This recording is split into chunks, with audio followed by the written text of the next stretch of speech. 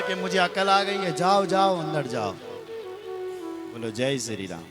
तो आज इस आत्मदेव को भी लात मार करके उसका बेटा अकल आ गई है, कहां जाऊं मैं, क्या करूं।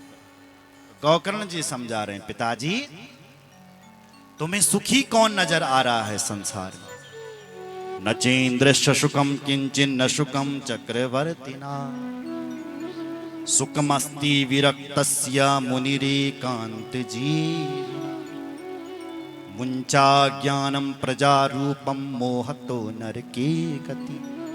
हे पिताजी, नचेन्द्रस्य देवताओं के राजा भी सुखी नहीं हैं, न सुखम चक्रवर्ती ना चक्रवर्ती की गद्दी पर जो बैठा वो भी सुखी नहीं है। बस ये जो मोह है ना, ये नरक का द्वार है पिताजी। इसलिए ये सब छोड़िए और भगवान का भजन करिए। 2 श्लोकों में गोकर्ण जी अपने पिताजी को समझाते, पिताजी देहे स्तिमान सुरदिरे भिमतिं त्यजत्वं जाया सुतादिषु सदा ममतां विमुञ्च पश्यानिशं जगदिदं क्षणभङ्गनिष्ठं वैराग्यरागरसिको भवभक्तिनिष्ठः धर्मं भजस्व सततं त्यज लोकधर्मान् सेवस्व साधु पुरुषान् जहि कामतृष्णा अन्यस्य दोष गुण चिंतनमास्तु मुक्त्वा सेवा कथा रसमहो नितरां पिबत्वम्। हे पिताजी, देहे स्तिमां सुरुदिरे भिमतिं त्यज। पिताजी, संसार में व्यक्ति को बांधने वाली बल 2 रस्सी है।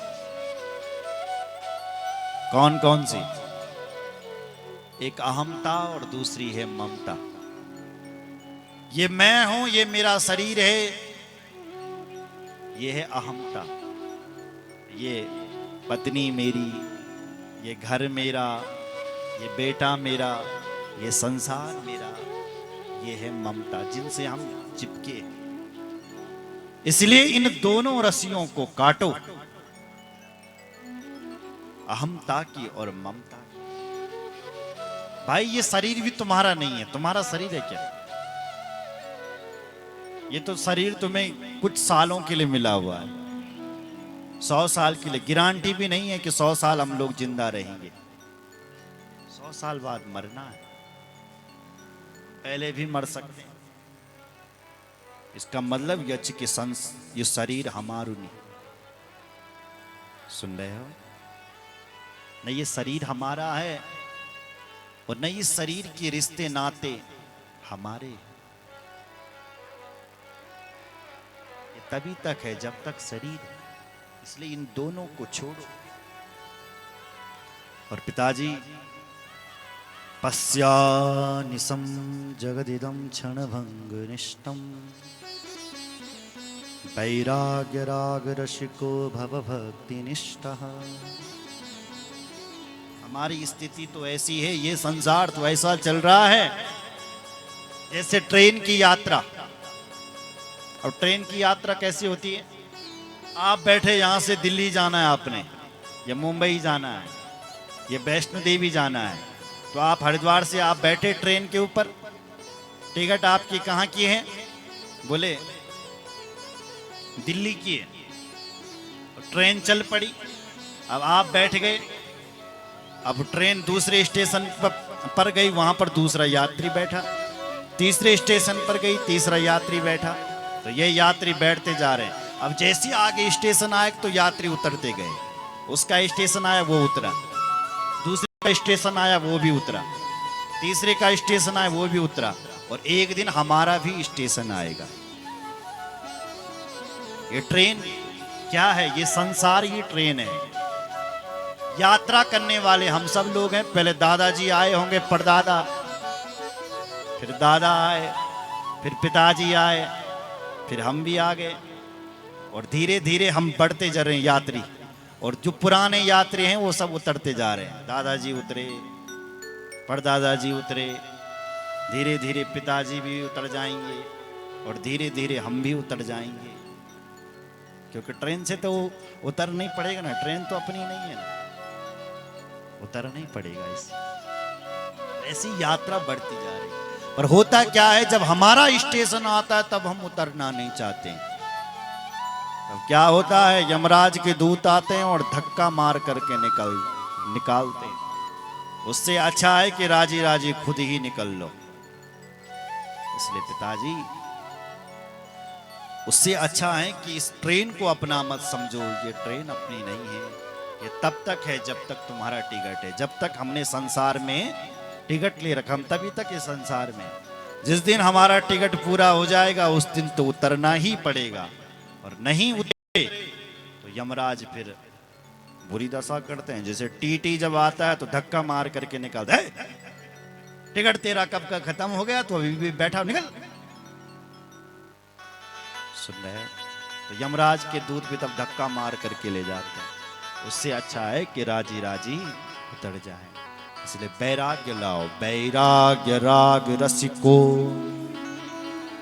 भव भक्ति निष्ठा। वैराग्य के रसिक बन करके देखो। धर्मं भजस्व सततं त्यज लोक धर्मा, सेवस्व साधु पुरुषान् जहि काम तृष्णा, अन्यस्य दोष गुण चिंतन मासु मुक्त्वा, सेवा कथा रसमहो नितरां पिबत्वम्। तो आज गोकर्ण जी अपने पिताजी को समझा रहे हैं। आइए कथा को समास विधि से आगे ले जाते हुए समझाते हैं। गोकर्ण जी अपने पिताजी को, उसका पिताजी समझता है, और एवं सुतोक्त वसतो गृहम विहाया, घर छोड़ देता है और वन में चले जाता है। और 60 वर्ष की अवस्था में घर छोड़ करके भागवत का आश्रय लेकर के परम गति को प्राप्त होता है। बोलो भक्त वत्सल भगवान की जय। पिताजी चले गया।